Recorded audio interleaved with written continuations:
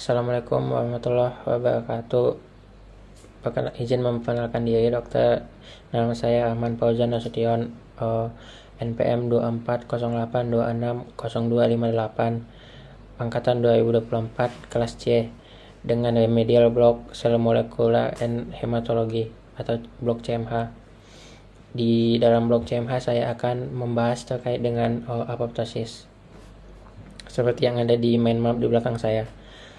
Yang pertama ada pengertian apoptosis. Apoptosis adalah kematian sel yang terprogram secara genetik yang terjadi secara teratur untuk menjaga keseimbangan jumlah sel dalam tubuh. Tidak seperti nekrosis yang menyebabkan peradangan, apoptosis berlangsung teratur dan tidak merusak jaringan di sekitarnya. Jadi apoptosis itu kayak kematian sel yang terprogram secara genetik. Ada bedanya dengan nekrosis. Kalau nekrosis itu dia kematian selnya karena ada kerusakan di dalam sel tersebut atau dipicu oleh kerusakan atau faktor-faktor lingkungan atau dari dalam tubuh.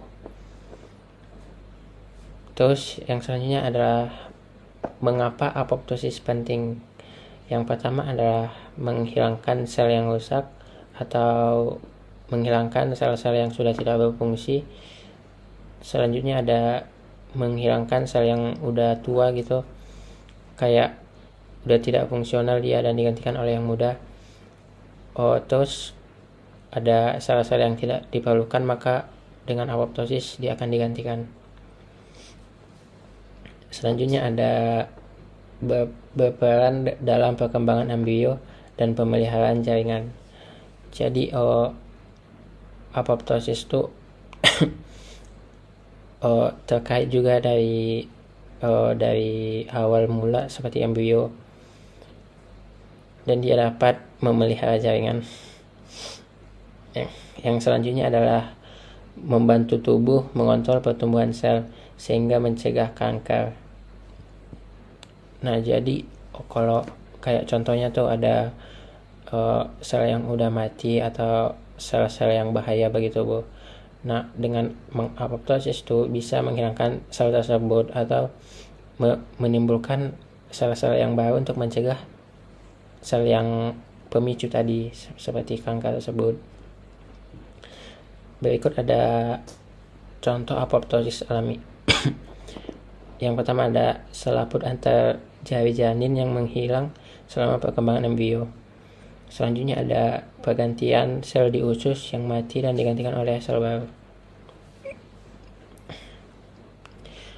Dan selanjutnya saya akan membahas soal perbedaan apoptosis dan nekrosis. Kalau dari karakteristiknya, apoptosis itu terjadinya secara terprogram atau terjadinya secara alami. Jadi dia tuh memang terjadi karena metabolisme tubuh terjadi secara sendirinya gitu. Kalau nekrosis tuh dia tuh terjadinya tidak terkontrol atau akibat cedera gitu, kayak yang sudah saya bilang tadi, karena gangguan dari lingkungan luar atau dari keturunan sudah ada bibit gitu, sel-sel yang bahaya. Selanjutnya ada ukuran sel tuh. Apoptosis itu jadi saat dia apoptosis tuh dia akan mengecil atau mengkaret. Kalau nekrosis tuh dia akan membengkak atau membesar, kayak pecah gitu. Nah, selanjutnya ada perbedaan antara nukleus. Apoptosis itu terfragmentasi atau teratur, sedangkan nekrosis itu nukleus hancur secara acak. Namanya nekrosis ya. Terus ada di membran plasma. Pas apoptosis itu membran plasmanya tetap utuh, tetapi saat nekrosis itu pecah atau mengeluarkan isi sel. Terus terkait dengan peradangan, apoptosis itu tidak menyebabkan peradangan, sedangkan nekrosis itu memicu peradangan. Makanya nekrosis itu sering terkait dengan penyakit-penyakit seperti kanker, tumor atau dan lain-lain. Terus penyebabnya tuh apoptosis itu fisiologi dan patologis, dan nekrosis itu lebih menjelas ke patologis atau kerancuan atau masalah-masalah pada secara tidak normal gitu.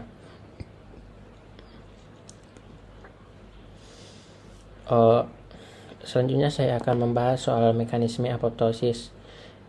Ada jalur ekstrinsik dan intrinsik. Apoptosis terjadi melalui dua jalur utama, yaitu satu, jalur ekstrinsik atau dead receptor pathway, dipicu oleh sinyal dari luar sel, misalnya melalui fase ligand fase atau tunnel necrosis filter TNF. Sinyal ini mengaktifkan caspase B yang kemudian melalui reaksi berantai untuk menghancurkan sel. Yang kedua, jalur intrinsik atau mitokondria, dipicu oleh stres seluler seperti kerusakan DNA, stres oksidatif, dan atau kekurangan oksigen. Selanjutnya, mitokondria melepaskan sitokom C yang mengaktifkan caspase 9 lalu menyebabkan sel mengalami apoptosis. Intinya, apoptosis bisa terjadi karena sinyal dari luar atau jalur intrinsik, yang karena masalah di dalam sel sendiri atau jalur intrinsik. Peran caspase dalam apoptosis. Caspase adalah enzim protase yang berperan dalam apoptosis. Ada dua jenis caspase, caspase initiator atau caspase 8 dan caspase 9. Di situ dia memulai apoptosis. Yang kedua, selanjutnya ada caspase extukator atau caspase 3, caspase 6, caspase 7, menghancurkan komponen sel secara sistematis. Caspase bekerja seperti penghancur atau program yang membantu sel mati dengan rapi tanpa menyebabkan peradangan. Apoptosis dalam proses fisiologis dan patologis. Nah, jadi selanjutnya ini apoptosis bisa terjadi secara normal atau fisiologis atau akibat penyakit patologis.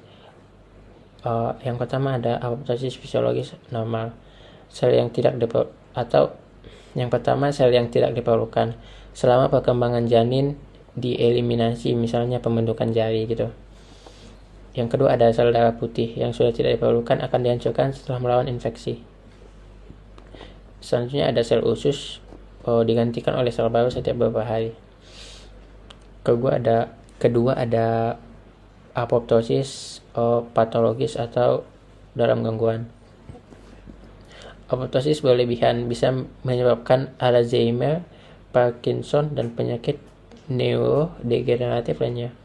Apoptosis terlalu sedikit bisa menyebabkan kanker karena sel rusak tetap hidup dan berkembang biak.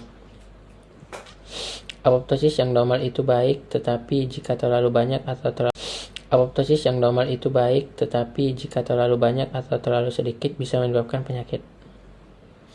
Nah, kemudian saya akan membahas tentang dampak apoptosis pada kesehatan dan penyakit.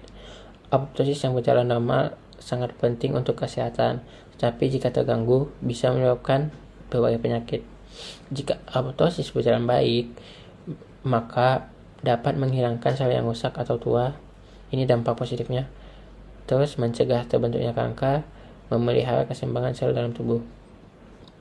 Kemudian jika apoptosis terganggu atau apoptosis berlebihan, maka contohnya pada penyakit neurodegeneratif atau Alzheimer, Parkinson, atau ALS. Kemudian jika apoptosis terlalu sedikit, contohnya adalah kanker, penyakit autoimun, lupus, rheumatoid, atau artritis. Kesimpulan apoptosis ini adalah apoptosis yang seimbang sangat penting bagi tubuh yang sehat untuk kebutuhan fisiologis tubuh. Tapi jika apoptosisnya bermasalah, maka dapat memicu terjadinya penyakit juga. Mungkin sekian dari penjelasan saya. Jika ada salah, saya mohon maaf. Semoga teman-teman yang menonton video dapat memahami. Jika ada yang kurang lengkap, saya akan belajar kembali. Saya sudahi dengan salam. Assalamualaikum warahmatullahi wabarakatuh.